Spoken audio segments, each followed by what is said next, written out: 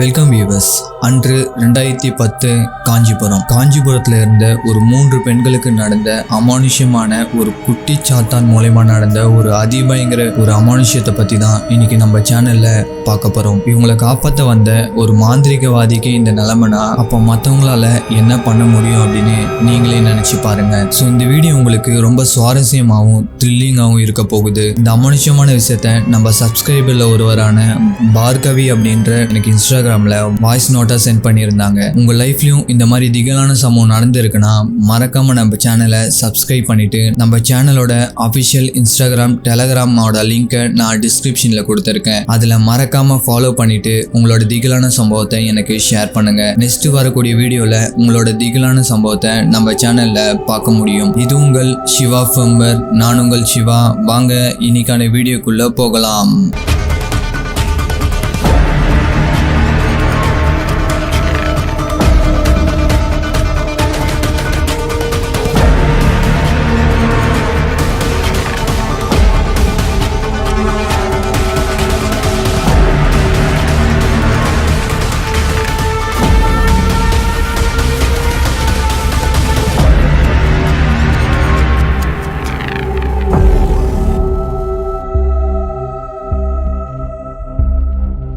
இந்த பார்கவி கல்பாக்கத்தில் இருக்க தன்னோட பெற்றோர் கூட வாழ்ந்துட்டு வந்திருக்காங்க. இவங்களுக்கு சிறு வயதிலேயே தன்னோட அப்பா இறந்து போயிருக்காங்க.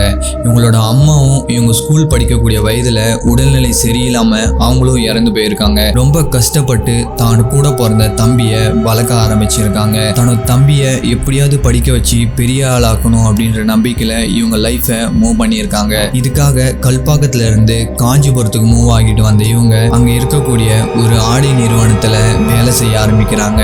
அங்க வனிதா அப்படின்ற கூட நட்பு ஏற்பட்டு அந்த வனிதா தங்கி இருக்கக்கூடிய ஹாஸ்டல்லே இவங்களும் வாடகை எடுத்து தங்க ஆரம்பிக்கிறாங்க. ஆனா கொஞ்ச நாட்கள்லயே அங்க உணவு தரகட்ட முறையில இருந்ததுனால அங்க இருந்து காலி பண்ணிட்டு வேற ஏதாவது தனியா வீடு பார்த்து போலாம் அப்படின்னு பார்கவியும் வனிதாவும் அதுக்கப்புறம் இவங்க கூட இருந்த 2 ஃப்ரெண்ட்ஸ்களும் முடிவு பண்ணி அந்த ஏரியால, அதாவது காஞ்சிபுரத்துல இருந்து அவுட்டர் ஏரியால ஏதாவது ஒரு வீடை செலக்ட் பண்ணி போகலாம் அப்படின்னு முடிவு பண்றாங்க. இதுக்கப்புறமா கொஞ்சம் கம்மி பிரைஸ்ல இருக்கக்கூடிய ஒரு வீடை இவங்க செலக்ட் பண்றாங்க. இப்படி அந்த 4 பேருமே அந்த வீட்டுல வாடகை எடுத்து வாழ ஆரம்பிக்கிறாங்க. அந்த வீட்டுல 3 பெட்ரூம் இருந்திருக்கு. அதுல ஒரு பெட்ரூம் பார்கவி வனிதாக்கும், இன்னொரு பெட்ரூம் மீதி 2 ஃப்ரெண்ட்ஸ்களுக்கும், இன்னொரு பெட்ரூம் கிச்சனாவும் யூஸ் பண்ணிட்டு இருந்திருக்காங்க. இப்படி இந்த வீட்டுக்கு வந்த ஒரு வாரத்திலேயே ஒரு நாள் நைட்டு பார்கவிக்கு நைட்டு தூங்குறப்போ கரெக்டா 12-1 மணி அளவுல ஏதோ ரத்த வாடை அந்த ரூம் ஃபுல்லாவே அடிச்சிருக்கு. இதனால பயந்து போய் எழுந்த பார்கவி தன்னோட ஃப்ரெண்டை பாக்குறாங்க.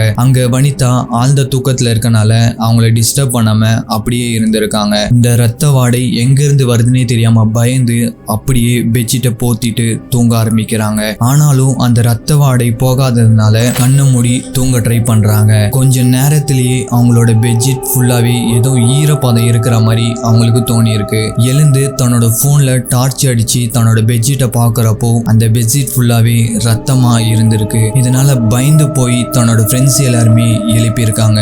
பார்கவி தன்னோட ஃப்ரெண்ட்ஸ் எழுப்புற போக அப்போதான் மேல, அதாவது அந்த வீடு கொஞ்சம் பழனிஞ்ச வீடா இருந்ததுனால, அதாவது ஒரு ஓட்டு வீடா இருந்ததுனால அவங்களோட கண்ணுக்கு ஏதோ ஒரு கருப்பு உருவம் சடனா கிராஸ் பண்ணி போன மாதிரியே இருந்திருக்கு. இத தன்னோட ஃப்ரெண்ட்ஸ் கிட்ட சொல்லியிருக்காங்க. அப்போ இதை நம்புற தன்மையா அந்த சைடு ஒரு கருப்பு பூனை ஓட்டுல இருந்து வெளியே ஓடி போயிருக்கு. இதை பார்த்த பார்கவியோட ஃப்ரெண்ட்ஸ் பார்கவியை கிண்டல் பண்ணி சிரிக்க ஆரம்பிச்சிருக்காங்க. ஒரு பூனையை பார்த்துதான் இப்படி பயந்தியா அப்படின்னு கிண்டல் பண்ணியிருக்காங்க. அந்த பூனை தான் ஏதோ கடிச்சிட்டு அந்த ரத்தம் தான் உன் மேல பட்டிருக்கு, நீ பயப்படாம தூங்கு அப்படின்னு 4 பேருமே அவங்க ரூம்ல போய் தூங்க ஆரம்பிச்சிருக்காங்க. இது நடந்து 4 நாட்களுக்கு எதுவுமே நடக்காததுனால பார்கவியும் வனிதாவும் எந்த ஒரு பயமும் இல்லாம தூங்க ஆரம்பிச்சிருக்காங்க. 4 நாட்கள் கழிச்சு மறுபடியும் அந்த ரூமோட தரையில, அதாவது அந்த ரூமோட ஓட்டு மேல இருந்து தரையில ரத்தம் சொட்டுற மாதிரி வனிதா நைட்டு பார்த்திருக்காங்க.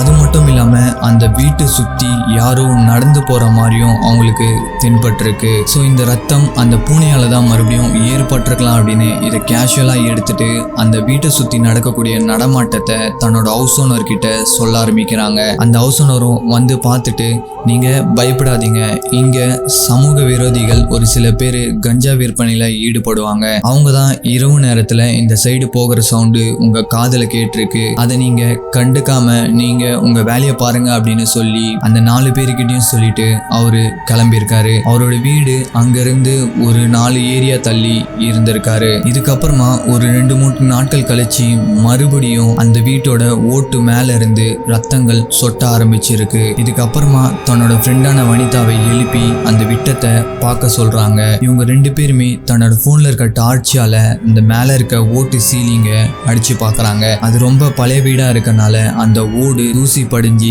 கருப்பு தன்மையா மாற ஆரம்பிச்சிருக்கு. அந்த இடத்துல லைட் அடிச்சு பாக்குறப்போ ஒரு 3 அடியில கருகிய உருவத்தோடு ஒரு மனித குரங்கு எப்படி இருக்குமோ அதே மாதிரி ஒரு உருவம் மேல இருந்து தலைகீழா வாயில ஏதோ ஒரு உயிரினத்தை கடிச்ச மாதிரி அதுல இருந்து ரத்தம் சொட்டுற மாதிரி அவங்க பார்த்து பயந்து கத்த ஆரம்பிச்சிருக்காங்க. இதுக்கப்புறமா அந்த வேற ஒரு ரூம்ல இருந்த 2 ஃப்ரெண்ட்ஸுகளும் ஓடி வந்து லைட்டை போட்டு பார்த்திருக்காங்க. இவங்க கத்துல பக்கத்துல இருக்கக்கூடிய ஒரு சில பேர் இந்த வீட்டை ஓபன் பண்ணி உள்ள வந்திருக்காங்க. இவங்க உள்ள வந்ததுமே அந்த கரிய உருவம் அங்கிருந்து ஒரு பிளாக் டாட் மாதிரி கிராஸ் ஆகி போயிட்டு இருக்கு. இந்த விஷயங்கள் நடந்து முடிந்த அப்புறமா அந்த ஏரியால இருக்கக்கூடிய ஒரு முதியவர் இந்த 4 பெண்கள் கிட்டயும் வந்து இந்த வீடு ரொம்ப பாழடைஞ்ச வீடு, ஒரு 40-60 முன்னாடியே இந்த வீடை கட்டிட்டாங்க. இந்த வீட்டுல ஒரு 50 வருடம் முன்னாடி ஒரு சக்தி வாய்ந்த ஒரு மாந்திரிகர் தான் குடியிருந்தாரு. ஆனா ஒரு சில மாதங்கள்லயே அவரு மாரடைப்பால இறந்துட்டாரு.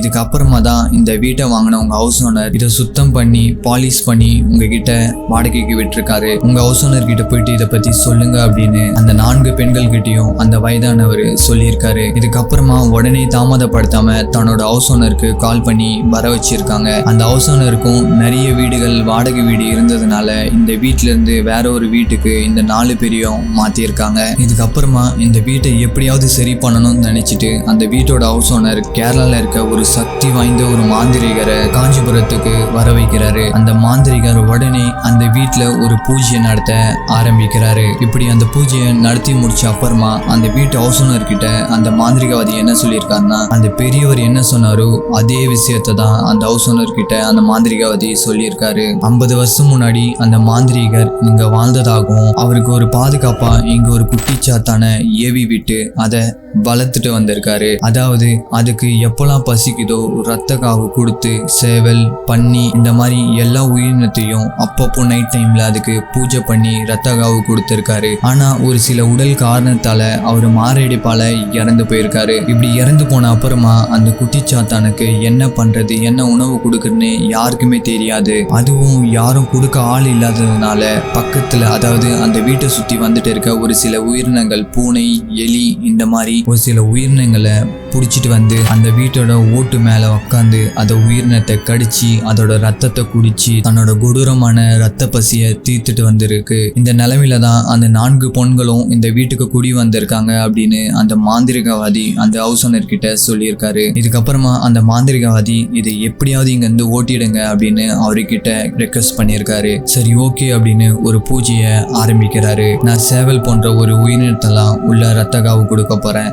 இதை பார்த்து அது அங்க இருந்து வரும். அதுக்கப்புறமா அதை எப்படியாவது ஓட்ட நான் ட்ரை பண்றேன் அப்படின்னு அந்த பூஜையை ஸ்டார்ட் பண்ண ஆரம்பிக்கிறாரு. இந்த பூஜையை ஸ்டார்ட் பண்ண உடனே அவர் உடுக்கையெல்லாம் அடிச்சு சேவலை ரத்த காவு கொடுக்க ஆரம்பிக்கிறாரு. இப்படி இந்த பூஜை 1/2 மணி நேரமா போயிட்டு இருக்கு. இந்த 1/2 மணி நேரத்துல உள்ள ஏதோ ஒரு சவுண்டு, அதாவது கீச் கீச் சவுண்டும் ஒரு பயமுறுத்துற ஒரு உருமுற மாதிரி சவுண்டும் அந்த வீட்டுக்குள்ள கேட்டிருக்கு. இதை வெளியே இருந்து ஹவுஸ் ஓனரோட குடும்பத்தாரும் வெளியே இருந்து இதை கேட்டிருக்காங்க. 1/2 மணி நேரம் கழிச்சு எந்த ஒரு உடுக்க சவுண்டும் வேற ஒரு அமானுஷ்யமான சவுண்டும் கேட்காம அந்த வீடே மயான அமைதியா மாற ஆரம்பிச்சிருக்கு. இதுக்கப்புறமா பயந்து போன ஹவுஸ் ஓனர் உள்ள என்ன நடக்குன்னே தெரியாம அந்த கதவை உடைச்சி உள்ள போய் பார்த்திருக்காரு. அப்போ உள்ள இருந்த மாந்திரிகர் தன்னோட கையை தானே கத்தியால அறுத்து கீழே ரத்த வெள்ளத்துல கடந்திருக்காரு. இதுக்கப்புறமா உடனே அவரை ஹாஸ்பிட்டலுக்கு கூட்டிட்டு போயிட்டு அட்மிட் பண்ணியிருக்காங்க. எப்படியோ தீவிர சிகிச்சை கொடுத்ததுனால மாந்திரிகவாதியோட உயிருக்கு எந்த ஒரு ஆபத்தும் ஏற்படாத நிலைமை ஏற்பட்டிருக்கு. இதுக்கப்புறமா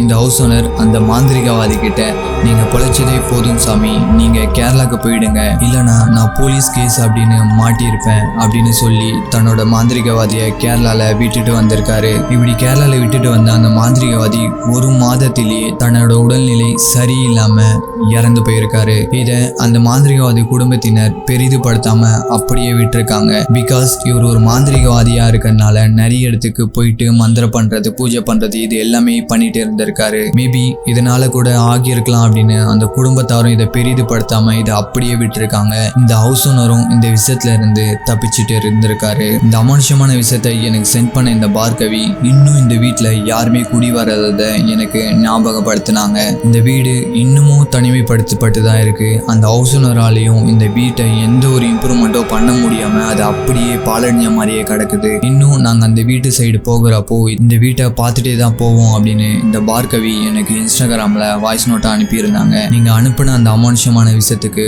ரொம்ப நன்றி பார்கவி. இந்த மாதிரி பேய் வீடியோ உங்களுக்கு பிடிக்கும் அப்படின்னா மறக்காம நம்ம சேனலை சப்ஸ்கிரைப் பண்ணிட்டு நம்ம சேனலுக்கு சப்போர்ட் பண்ணுங்க. இதே மாதிரி ஒரு திகிலான சம்பவத்துடன் நெக்ஸ்ட் வரக்கூடிய வீடியோல உங்களை வந்து சந்திக்கிறேன். நன்றி. See you soon.